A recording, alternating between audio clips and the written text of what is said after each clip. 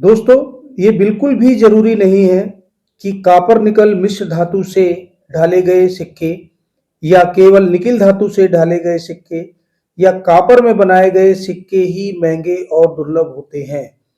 ये केवल एक हमारे मन की भ्रांति होती है और हम पुराने वाले सिक्कों की तरफ ज़्यादा भागते हैं। दोस्तों, यदि आप इतनी ही मेहनत नए वाले फेरेडिक स्टेनलेस स्टील के सिक्कों की तरफ या ब्रॉन्ज से बने हुए कुछ ऐसे सिक्के जिनकी आपको जानकारी नहीं है, उनकी जानकारी लेकर आप उनको अपने कलेक्शन में यदि ऐड करते हैं, तो आने वाले भविष्य में आपको वो सिक्के अच्छी कीमत दे सकते हैं। तो दोस्तों, आज मैं आपको फेरेडिक स्टेनलेस स्टील के 1 रुपए के कुछ ऐसे सिक्कों के बारे में बताऊंगा जो कि आपको अपने कलेक्शन में ऐड करना है और धैर्य और पेशेंस के साथ में उन सिक्कों को कुछ समय तक अपने पास होल्ड करना है ताकि आने वाले समय में वो आपको अच्छी कीमत दिला सकें। तो दोस्तों, आइए बिना देरी किए हुए इस वीडियो को शुरू करते हैं। 1 रुपए डिनोमिनेशन में डेफिनेटिव सीरीज के सिक्कों को, जो कि आप स्क्रीन पर देख रहे हैं, इन सिक्कों को वर्ष 1992 से लेकर वर्ष 2004 तक हमारी देश की चारों मिंटों हैदराबाद, मुंबई, कलकत्ता, नोएडा के अलावा 3 फॉरेन की मिंटों प्रिटोरिया मिंट, मैक्सिको मिंट और स्लोवाकिया मिंट से भी ढाला गया था। इन सभी 1 रुपए के सिक्कों को स्टेनलेस स्टील की धातु में ढाला गया था, जिन्हें हम आम भाषा में स्टील धातु के सिक्के के नाम से भी जानते हैं। दोस्तों, इन सिक्कों का वजन 4.85 ग्राम, इनका डायमीटर 25 और इनका शेप सर्कुलर होता है। दोस्तों, जब हम इस सिक्के का ओवरऑल लुक देखते हैं तो ठीक सेंटर में आपको अशोका लाइन कैपिटल और उसके दाईं ओर आपको अंग्रेजी में इंडिया लिखा हुआ दिखाई देता है और अशोका लाइन के बाईं ओर आपको हिंदी में भारत लिखा हुआ दिखाई देगा। दोस्तों, जब हम इन सिक्कों का रिवर्स लुक देखते हैं तो रिवर्स लुक में ठीक सेंटर में आपको डिनोमिनेशन 1 और उसके दाईं ओर और बाईं ओर गेहूं की 2 बालियां और डिनोमिनेशन के ठीक ऊपर हिंदी में रुपया और डिनोमिनेशन के ठीक नीचे आपको अंग्रेजी में रुपी लिखा हुआ दिखाई देता है। और दोस्तों, रुपी के ठीक नीचे आपको मिंटिंग का वर्ष और वर्ष के नीचे आपको मिंट मार्क दिखाई देगा। दोस्तों, आपको एक चीज मैं बता दूं कि मिंटिंग ईयर जो फर्स्ट ईयर होता है, मिंटेज का फर्स्ट ईयर और लास्ट ईयर, इन दोनों कैटेगरी के कॉइन्स को आपको जरूर कलेक्ट करके रखना चाहिए, क्योंकि कुछ अपवादों को छोड़कर इन दोनों वर्षों के सिक्के अधिकतर आपने देखे होंगे कि रेयर और स्केयर कैटेगरी के हो जाते हैं। इसलिए आपको यह ध्यान रखना है कि मिंटिंग ईयर का पहला वर्ष और मिंटिंग ईयर का लास्ट ईयर आपको दोनों प्रकार के सिक्कों का कलेक्शन जरूर ऐड करके रखना है। वर्ष 1992 में इन सिक्कों को देश की केवल 2 ही मिंटों से मिंटेज किया गया था, बॉम्बे और हैदराबाद। बॉम्बे के लिए आपको वर्ष के नीचे डायमंड का निशान और हैदराबाद के लिए आपको वर्ष के नीचे 5 पॉइंटेड स्टार देखना है।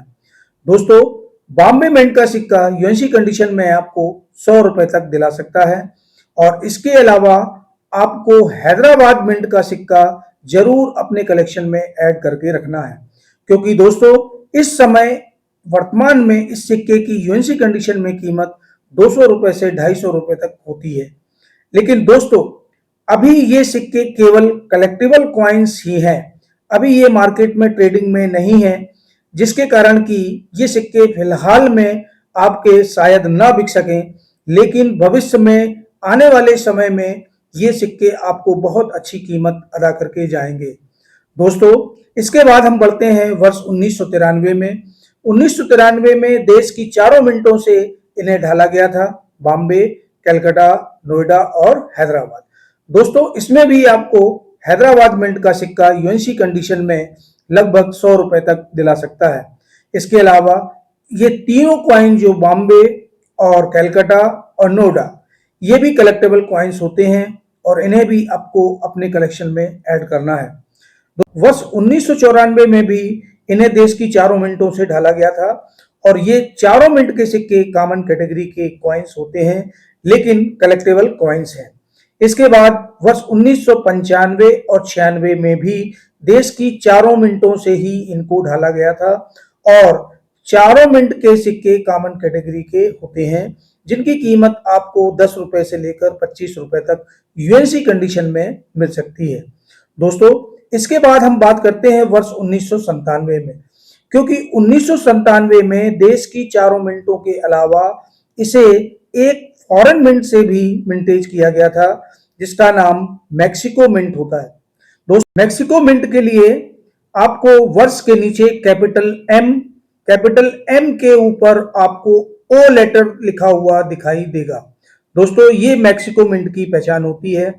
इसके अलावा वर्ष 1998 में इन्हें देश की 4 मिनटों के अलावा 2 फॉरेन की मिनटों से ढाला गया था। वर्ष 1997 में आपको प्रिटोरिया मिंट और स्लोवाकिया मिंट से भी ये सिक्के दिखाई देंगे। वर्ष 1998 से लेकर वर्ष 2003 तक के सभी सिक्के कॉमन कैटेगरी के कॉइन्स होते हैं और ये सिक्के आपको यूएनसी कंडीशन में केवल 10 रुपए से लेकर 20 रुपए तक दिला सकते हैं। दोस्तों, वर्ष 2004 के भी सिक्के कलेक्टेबल कॉइन्स होते हैं, जिनमें मुंबई मिंट का कॉइन आपको यूएनसी कंडीशन में 70 रुपए तक दिला सकता है और इसके अलावा नोएडा मिंट और हैदराबाद मिंट के सिक्के भी कलेक्टेबल कॉइन्स होते हैं, जो यूएनसी कंडीशन में आपको 50 रुपए या 60 रुपए तक दिला सकते हैं। 1 रुपए डिनोमिनेशन में डेफिनेटिव सीरीज के बाद अब हम बात करते हैं 1 रुपए के कुछ स्मारक सिक्कों की, जिन्हें हम फोटो वाले सिक्कों के नाम से भी जानते हैं। दोस्तों, इन सिक्कों में सबसे पहले आपको 2004 का वर्ष 2004 का क्रॉस कॉइन ढूंढना है, जिसमें कि आपको उसकी रिवर्स साइड में क्रॉस बना हुआ दिखाई देगा। जैसा कि आप स्क्रीन पर देख रहे हैं, ये सिक्का यदि आपको वर्ष 2004 का मिल जाता है तो इसकी कीमत वर्तमान समय में 3000 रुपए से लेकर 4000 रुपए तक यूएनसी कंडीशन में आपको मिल सकती है।